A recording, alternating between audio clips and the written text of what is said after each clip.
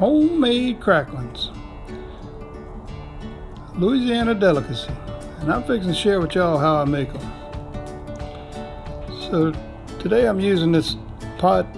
It's a kettle type pot. It's just a I don't know, 3 or 4 gallons. You can use it on a stove or on a burner.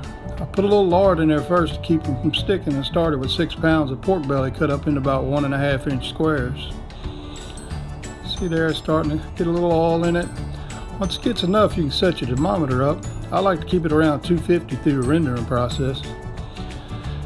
And once it gets most of the oil rendered out, you'll see how it is right here. The skins will start to blister up on the cracklins, and when it does this, and on most of them, that's when you want to pull them out, let them cool, bring the temperature of your oil up. I like to keep it around, I don't know, 380 or so, and when you put them back in, they're going to crack or pop, and that's what's going to make them good and tender, crunchy.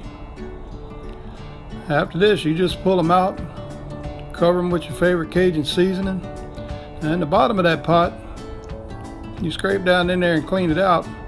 Got a bunch of crackling crumbs. Now you don't want to throw those out. They're good for making a crackling cornbread and topping a boudin king cake.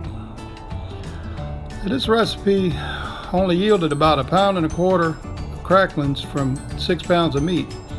So you ain't gonna save a whole lot of money making them yourself, but they're so much better. I ended up with about 1/4 lard, a little over 1 pound of cracklins, and about 6 ounces of crackling crumbs. Not too bad.